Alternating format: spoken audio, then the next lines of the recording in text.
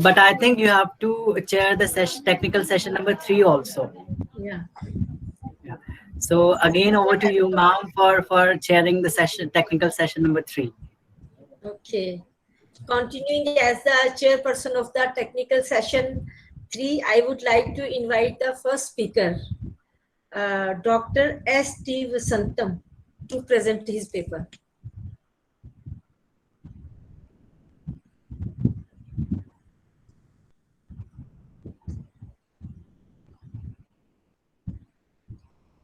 Is speaker present? Ma'am, I'll just see. Okay.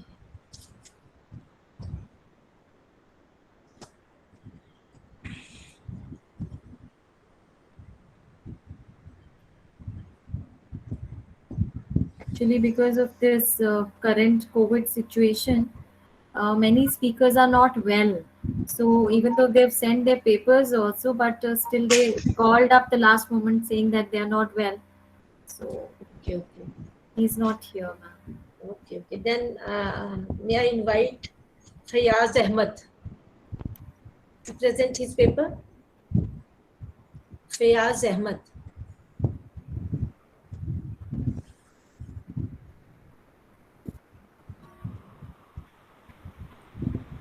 I think he is from Kashmir. Aligarh University now. He's a scholar of Aligarh. Okay.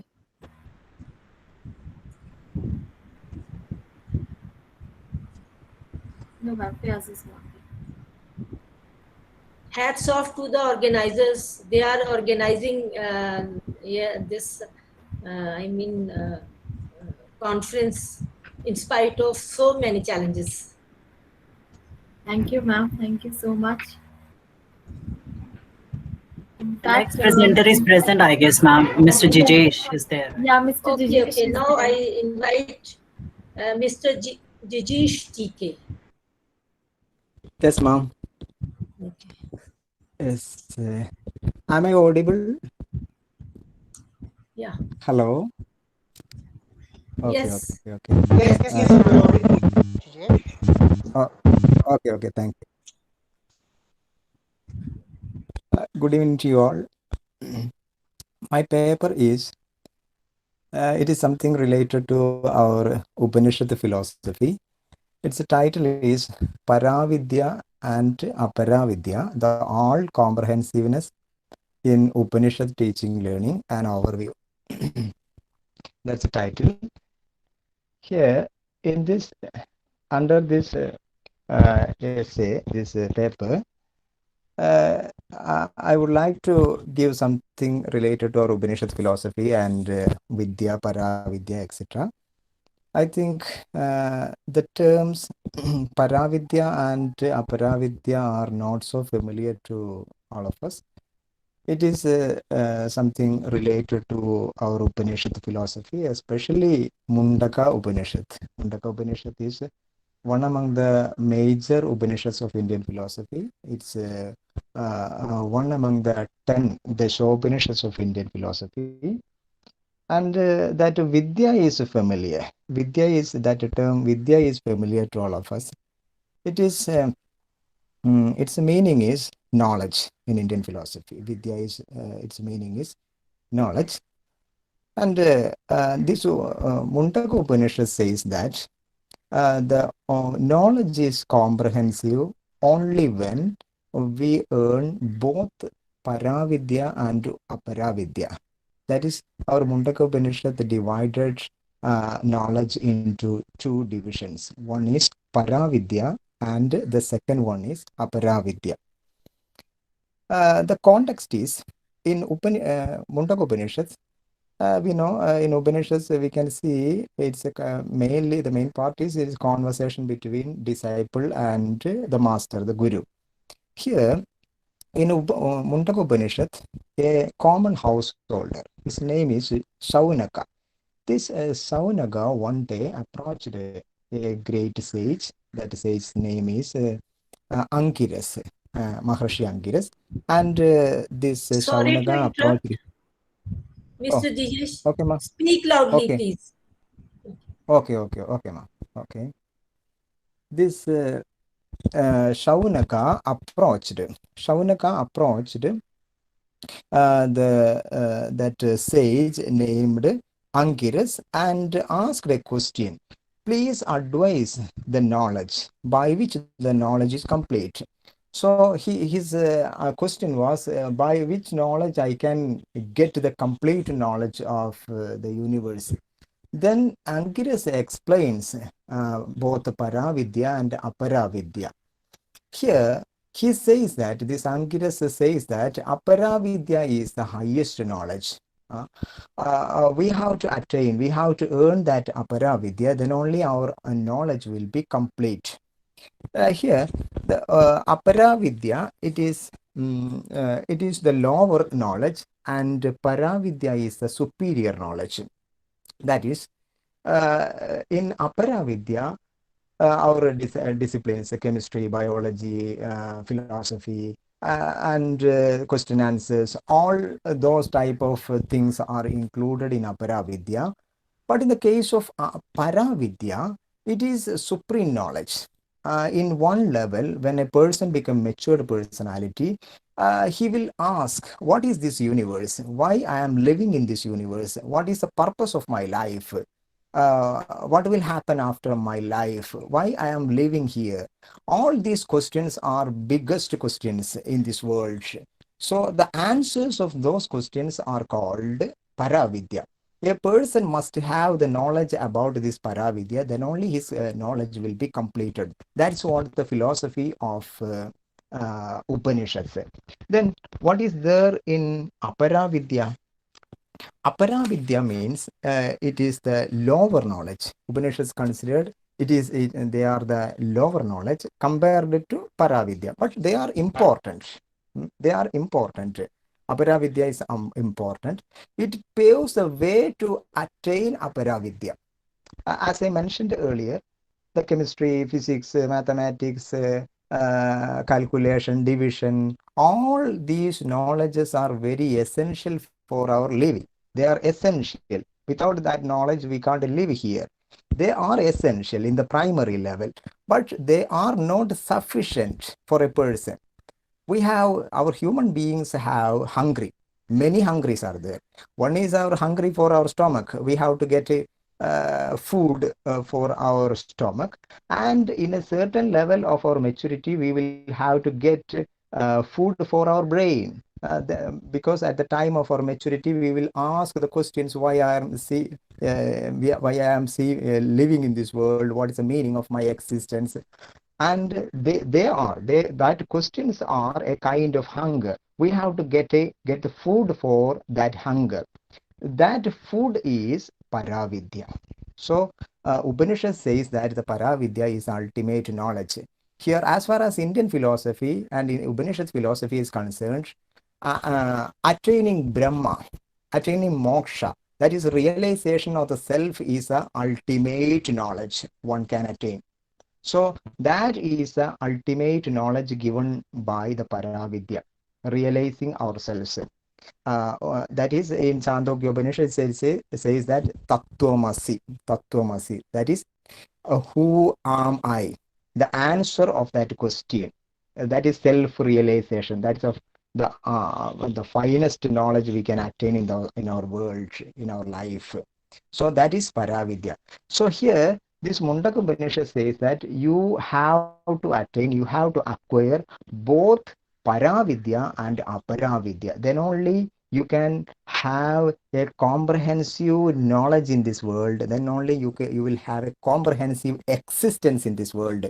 When you lose one thing from the other, what will happen? Your life will not be called a comprehensive life. It will not be sufficient. A fulfilled life will be acquired only through the combination of these two. So these are Paravidya and Aparavidya. So that is the comprehensiveness of Upanishad learning and teaching. Okay, that is what the Upanishad says, and Upanishad teaches the whole world. Yes, we know that many of the Western scholars, we can see a lot of examples. our Schopenhauer, then there are so many people.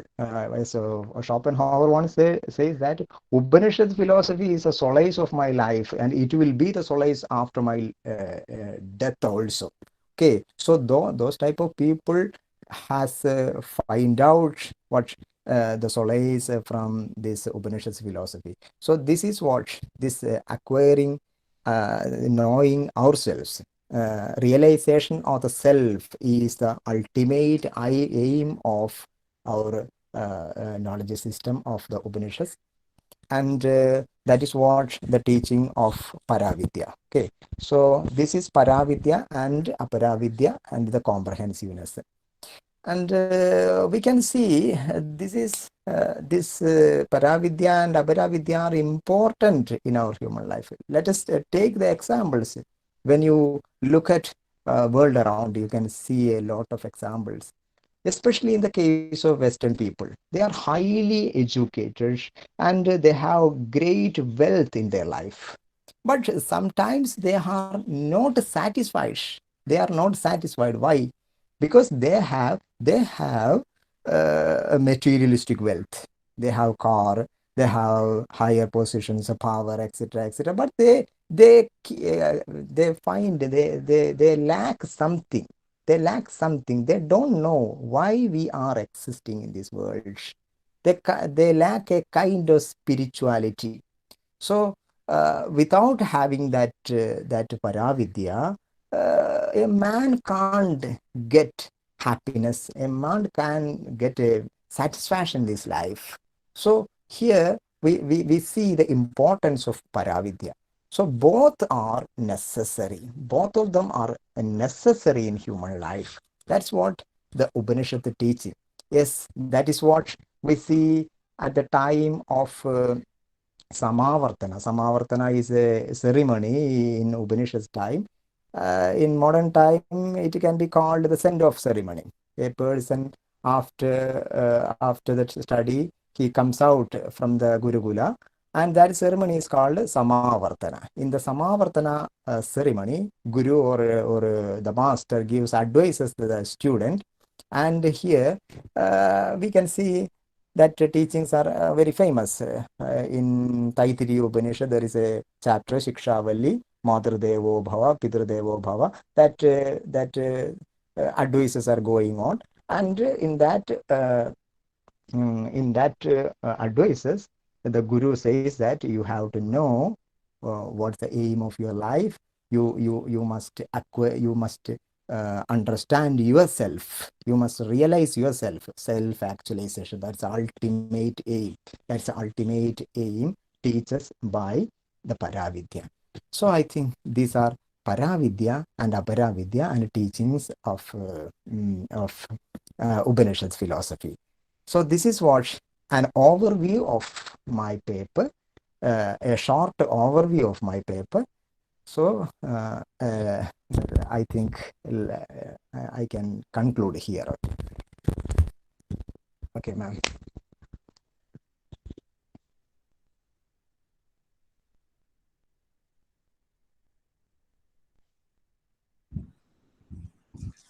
Mr. Dinesh, you presented a wonderful paper, and you have wonderfully given the insight into the Upanishads and educational value. Such researches are the need of the hour.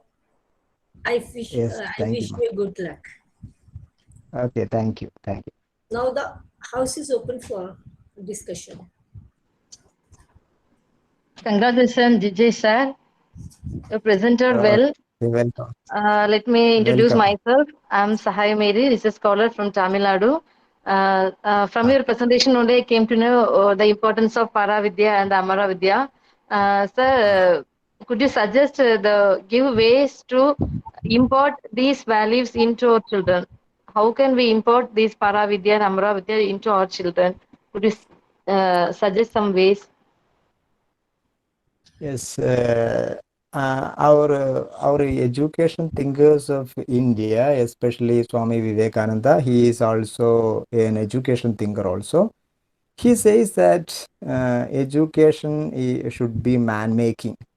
If you fill your mind, if you fill your brain with so many acquired information, adding addition, multiplication, etc., etc., that is not sufficient. So this type of moral things, this type of spiritual things should be included in our education syllabus. But the problem is when we try to include these things in our syllabus, it will make some problems also, because people consider that this spirituality is something related to religion. I think it is not so correct, because the spirituality is something beyond religion. The spirituality is necessary for human life, as our people should understand it.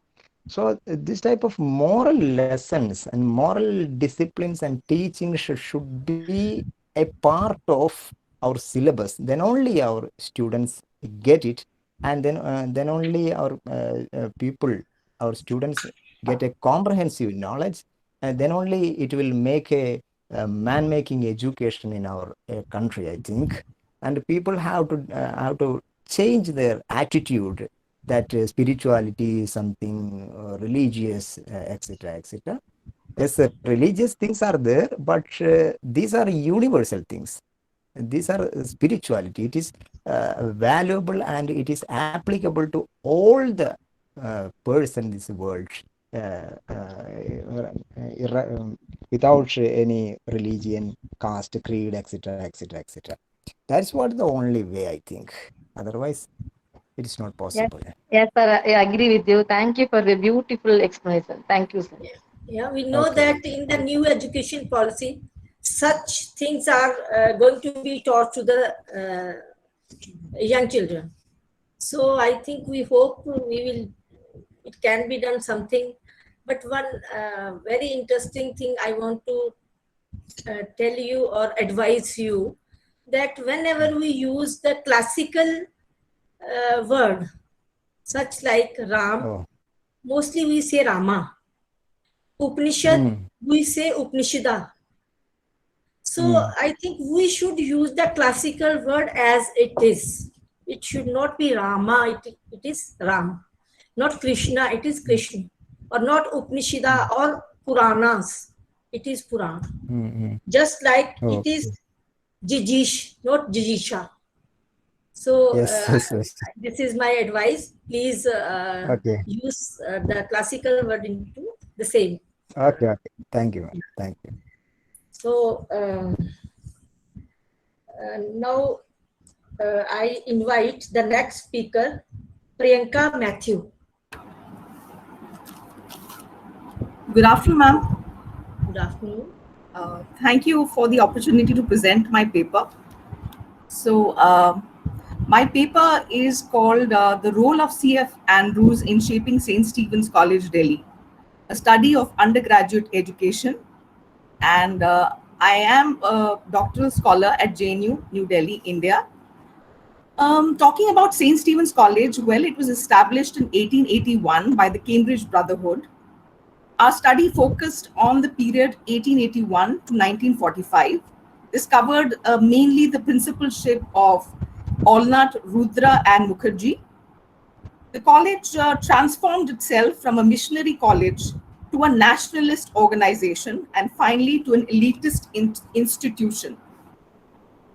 C.F. Andrews was an English missionary who became a social reformer come nationalist, who worked for the college and eventually the nation. He worked as the lecturer of the college from 1904 to 1914 and assisted Rudra, principal of the college, in making a difference in the college. He later served the nation. After 1914, the social reformers settled with Tagore in Shanti Niketan in Bolpur, Bengal. Tagore, that is Rabindranath Tagore, C.F. Andrews, that is Charles Freer Andrews, and Mohandas Karamchand Gandhi, that is Gandhiji, all attacked racism, supported non-violence, and frequently interacted with each other. Now, this is very essential because their ideas actually shaped St. Stephen's College. We're talking about methodology.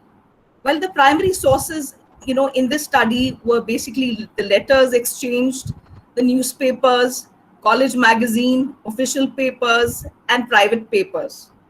Secondary sources included books like Friendships of Largeness and Freedom by Uma Das Gupta.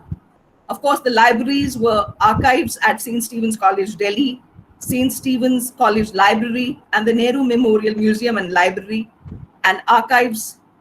And of course, the Delhi Brotherhood Society, the Vidya Jyoti Library. Now, talking about nationalism, according to Tagore, was not, an idea that was related to xenophobia. According to him, humanity was more important than patriotism. Anirudh Ghoshal, 2016, in his article in the Indian Express, pointed out that Tagore thought that nationalism was carnivorous to an extent because it preyed on other nations. When you think of your nation being superior to other nations, that in itself is a problematic idea. However, Tagore supported Swadeshi and anti-partition movements in 1904, according to Uma Das Gupta, 2018. Now, my chief argument is that Tagore, Andrews, Gandhi, and other national leaders like Aurobindo Ghosh shaped St. Stephen's College, Delhi, directly or indirectly. Even the alumni of the college gave a sense of direction to the college. These were radical elements like Amir Chand, Awadh Bihari. These men had attacked Viceroy Harding back in 1912, and they were, hanged until death in 1915. And of course, Hardayal, the famous revolutionary in Indian politics who was associated with the Gadar party, was yet another alumni of St. Stephen's College. St. Stephen's College, Delhi was, moderate in its nationalism, as stated by David Baker, 1998. David Baker was, of course, a historian and a lecturer in St. Stephen's College. Then talking about the Rowlatt Bill, 1919, it led to the Rowlatt Satyagraha by Gandhiji in reaction to the Rowlatt Bill, which was supposed to be very oppressive. It led to, forceful detentions. So Andrews also supported the Rowlatt Satyagraha. Tagore, in reaction, gave up his knighthood because of the Jallianwala Bagh tragedy that followed in 1919, where innocent people were killed in Amritsar, Punjab. So a lot of tensions were going on in places that were under the martial law because of the Rowlatt Bill, and you have different reactions even to the World War I. Tagore did not support World War I, whereas Gandhi supported the British efforts at fighting World War I. Andrews was a peacemaker around this time. Well, he took a stand quite similar to Tagore, but he was somehow involved in, keeping the peace efforts. Some of the students participated in the non-cooperation movement in the 1920s at St. Stephen's College, Delhi. The principal then was Rudra. Rudra, however, openly did not advocate nationalism. This could be because the college had, funds coming in from the British government. So Rudra, however, in his personal endeavor, had invited Gandhi to college. Apart from this, Rudra had close ties with Hardayal, a revolutionary who I've already mentioned, and he is supposed to have funded his movements, his revolutionary movement. Now, talking about the college, gradually the college was becoming elitist. So Andrews did not wish to return to the college. In 1914, he quit his job as a lecturer at St. Stephen's College because the college had become extremely dependent on government funds. So the college could not openly support the national movement. There were lecturers like Colin Sharp and former principals like F.F. Monk who were not too welcoming of Andrews. But a lot of influence was exercised by Andrews on the youth of Delhi.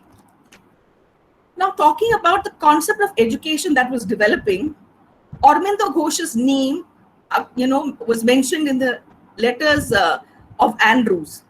Now, Aurobindo Ghosh, he was another important revolutionary leader. He was, in fact, a radical leader. He emphasized the need for physical education, the need for arts, poetry, drama, for developing the intellect. St. Stephen's College also promoted sports and co-curriculars apart from academics. Andrews himself was a cricketer, and there are primary sources that talk about a particular lecturer called Fitch and how he was a boxer even though he was a lecturer. So a lot of emphasis was given to sports and even co-curriculars, because there were a lot of societies and clubs within the college that promoted the other faculties of the students. Senkner, 1976, who's written extensively about Ghosh's philosophy, also said that Ghosh talked about the quest for oneself in the pursuit of education. Aurobindo's concept of education involved working at one's own pace, choosing one's own subjects, cultivating one's interests with the right to take exams or not. And of course, teachers in this context were not the imparters of knowledge only. The teachers had a greater role, which means, as Paulo Freire keeps talking about the fact that you can't pour in knowledge into your students. There has to be a dialogue between the two, the teacher and the student. So apart from the lectures in St. Stephen's College, Delhi, there was the tutorial system that was in place in 1908. And this system brought the student and the teacher together on a one-on-one basis in smaller groups for a closer interaction. This builds the close ties between the teacher and the student. Also, the anti-untouchability movement of Tagore and Andrews made way for a closer community at St. Stephen's College, where there was interdining, there was a common hostel. So these were some of the influences that we see in St. Stephen's College, Delhi, because of the different ideas that these national leaders acquired in course of the national movement. Now, in the 1930s, we have the civil disobedience movement launched by Gandhi. And of course, there are a lot of women leaders who take part in this movement. There are primary papers or private papers of Kamala Devi Chattopadhyay, which attest to the fact that women were involved in large numbers during this particular movement. Of course, the situation at St. Stephen's was a little mixed. For the students at St. Stephen's College, Delhi preferred a game of cricket rather than join politics in the 1930s. Ashok Jaitley, 2006, another historian, talks about how national leaders like Sarojini Naidu and later Andrews came calling in college. And of course, in the earlier periods, we have Gandhi and Tagore, who also visited the college and interacted with the students. In 1940, you have the Quit India movement, 1942. And of course, you have the Delhi University, politically active with demonstrations and distribution of pamphlets. This, of course, affected St. Stephen's College. And even though the then Principal Mukherjee, was very close to the British authorities, he decided, to keep the national movement under check, but he could not curtail it for long. The students at St. Stephen's College decided to join this particular movement. This has been argued by David Baker in 1998. Then coming to the alumni of St. Stephen's College, the alumni of St. Stephen's College also shaped the college to an extent. We have the case of I.H. Qureshi, a well-known historian. He was taken into the college as a student in 1924, despite being anti-British in his sentiments. He was, interviewed by Principal Mukherjee, who eventually took him in. So this goes to show that the college was actually interested, the authorities were interested in the national movement, but openly they could not show their sentiments, because this would get them in trouble with the government, that is the British government. Finally, coming to the conclusion of my study, Andrews was a secular man. He interacted with people from all faiths, and he was a supporter of the national movement. He, though he retired in 1914, he remained in touch with the college and with Principal Rudra. He also remained in touch with Principal Mukherjee, because he established the foundation stone of the college in 1939, because the college was shifted several times. First, it was the Chandni Chowk, then it was shifted to Kashmiri Gate, and finally to the Ridge area where it currently stands. Andrews overcame racism. Now, this is very important because Andrews helped support the principalship of Rudra, Principal Rudra, because Rudra was an Indian man and Andrews was an Englishman. So Andrews felt that by promoting, Principal Rudra as the principal of the college, the college would become more, involved with the Indian national movement and would overcome the barriers of racism, which were, which was the problem with the British missionaries around that time. So finally, the principal Rudra takes over because of the efforts of C.F. Andrews. The other thing that needs to be remembered is the Indianization of the college became more apparent when a constitution came into place with, Andrews and Rudra working tirelessly night and day for it.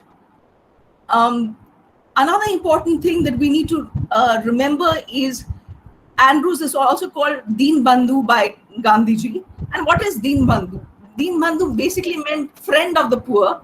So the college, yes, please wind up your paper. Yes. And Andrews molded the college with national leaders and the alumni. The alumni made the college a home for some, diverse, and a place of security. So Andrews remains the unsung hero of St. Stephen's College, Delhi, and the national movement in India. Thank you. Thank you, Priyanka Matthew. Yes, ma'am. It was a wonderful paper, and you presented your paper with the help of the facts. Yes. I congratulate you. Thank you. Now the house is open for discussion. Any query, any suggestion? My name and here has already congratulated. Hello. Your voice is cracking. Abhimanyu sir, your voice is cracking. You are not clearly audible. Is it now audible now? Yeah, a little. Yeah. Okay. So, there are two questions. Actually, sir, I can't hear you very well. Can you type the question so I can see the question? Difficult because so let me come in the Wi-Fi range. Okay. Hear me? Now I am in the Wi-Fi range. Yeah, now. You are clearly audible. Use the word extremist and for the and for Aurobindo you use the word. So why? Would you justify? Why would you stand for fighting for like Aurobindo as a radical leader? Okay, I haven't heard the question very clearly, but I'm guessing you're asking me why is Aurobindo called a revolutionary leader, extremist leader? A radical leader. Yeah. Okay, the reason why I've used radical leader for Aurobindo Ghosh is because he was very different from the moderate leaders. The moderate leaders of the time believed in petitioning the British government, but these people did not believe in petitioning or asking the British government for any reforms or any changes, and they did not believe in this constitutional reforms that had to come with the help of the government. The extremists or the radical leaders were believing in action themselves. They took action without consulting the British authorities, and hence they can be called radical. And of course, there was some element of violence with people like Hardayal and others. So hence I've categorized these particular leaders in the category of radicalism in nationalism. Don't you think that would be a very colonial term to talk about the natives like that?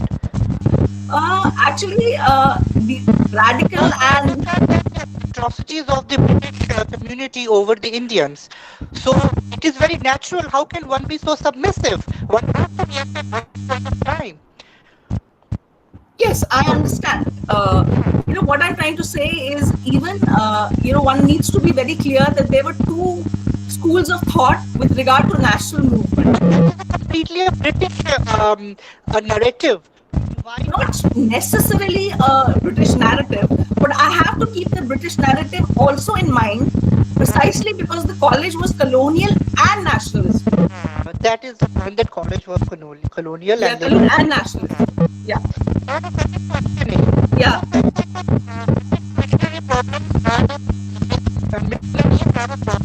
Racism. But I believe that was a very good advantage for them for the conversion. Okay. So I'll just come to that point. With regard to conversion, when the college was established in 1881, the Cambridge brothers had actually thought of bringing about conversions. And the college was set up with the view of conversions.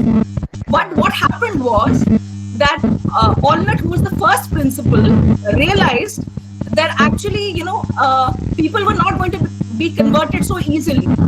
So they decided to change their policy. They thought it was not a very practicable policy, this policy of conversion. So they decided to change the paradigm to another, aspect, that is morality. So they moved from religious conversions to moral education. So that is the change that the college experienced in terms of the aims of the college. Thank you so much, Priyanka. Thank you so much, everybody.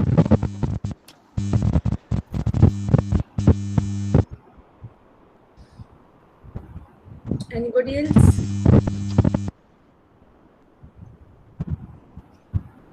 So now the organizers, please permit to close this third session, in which 3 papers were presented and all were well read and interesting. Once again, I convey my thanks to the organizers of this conference who provided me this opportunity to chair 2 sessions. I congratulate Dr. Shubhra, organizing secretary of the event, and thank you, Ravinder, and thank you all the participants. Thanks. Thank you so much, ma'am. It's always a pleasure to listen you and to see you on screen. Thank you so much for joining us.